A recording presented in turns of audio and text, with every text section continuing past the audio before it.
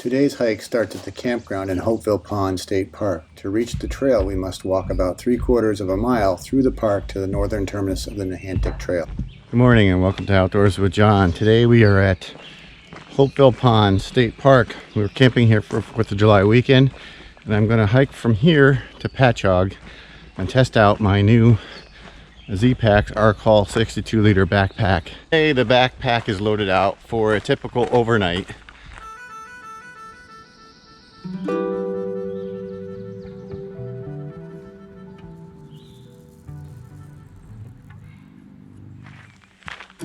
12.7-mile Nehantic Trail starts at the Greenfall Pond area of Pachaug State Forest and ends in Hopeville Pond State Park. Passes through the 30,000-acre Pachaug State Forest, traveling through white pine and hardwood forest and occasional open field. This is the first of a 3-part series covering the 12.7-mile Nehantic Trail from north to south.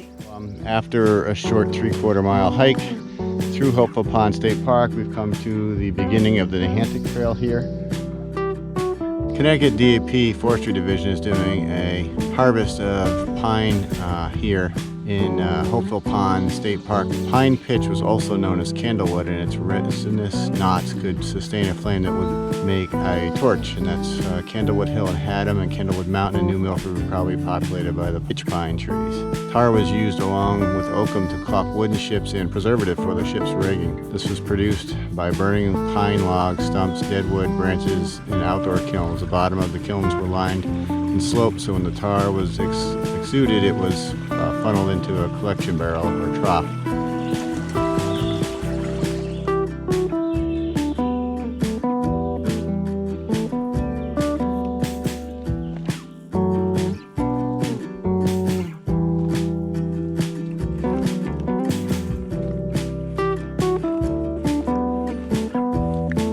About 3/4 of a mile into the Nehantic Trail.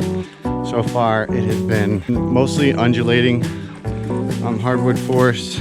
Once we got past the sandy area, a couple of brook crossings. We're 1.8 miles into our hike, and maybe about 0.8 of a mile into the Nehantic Trail. We come to the road crossing here, our first paved road.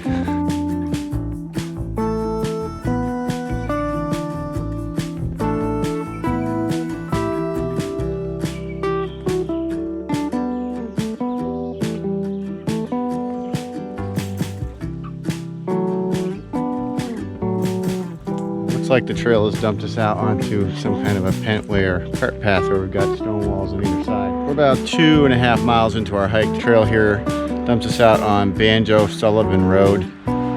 So just to emphasize, the Nehantic Trail is a Connecticut blue-based trail. Blue-based trails are for foot travel only, no bikes, horses, or vehicles in this case. This trail and other through hiking trails are marked with the blue blazes here in Connecticut, the exception being the AT, which is white blazes all the way from Georgia to Maine.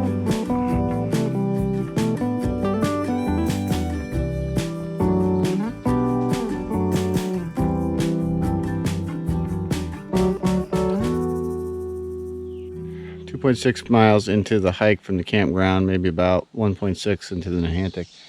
And we've come to an unmarked trail on the right here. I believe this trail is the shortcut of the switchback that the Nehantic Trail takes. So we're not going to do this, but we will end up on that hillside over there after we continue along the trail in this direction.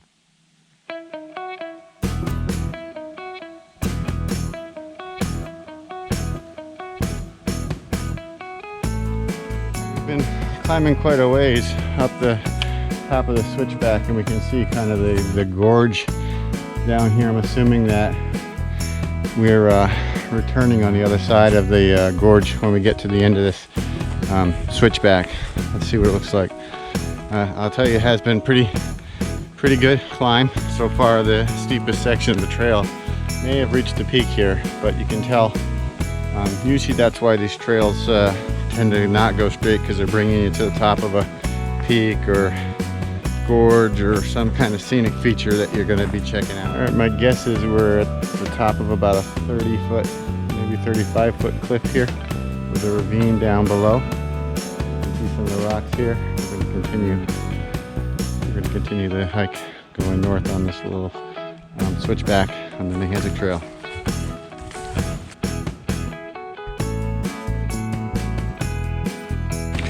And just like that, we're back down in the valley.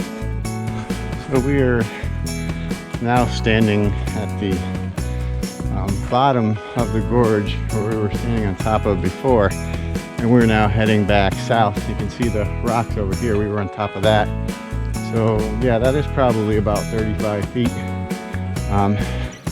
We're now within the gorge itself. Surprisingly, isn't all that rocky in here. It does not seem to be a stream-fed area, you know, like a river gorge. Just a unique fold in the earth. As you can see, we have, you know, a height of land on both sides of us. Not surprisingly, we reached the junction of the Pachaug Trail. Here up on the left, climbing out of the gorge, is the Pachaug, and then the Nehantic continues straight through the gorge and through the valley. So according to the map, we are right here. We've just come through the switchback area, and this connector trail is called the Pachaug Nehantic Connector.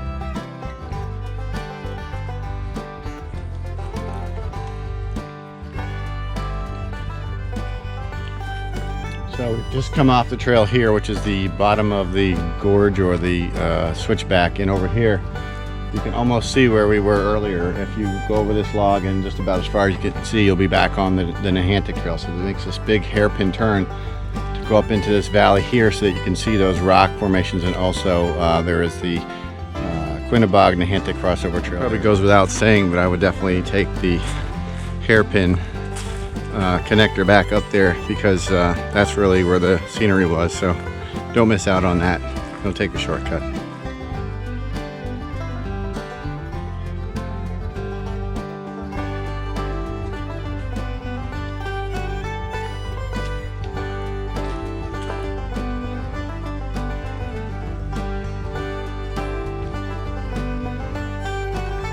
Alright, we're about 3.8 miles into today's hike, about 2.8 into the Nehantic Trail. We've come to Breakneck Hill Road.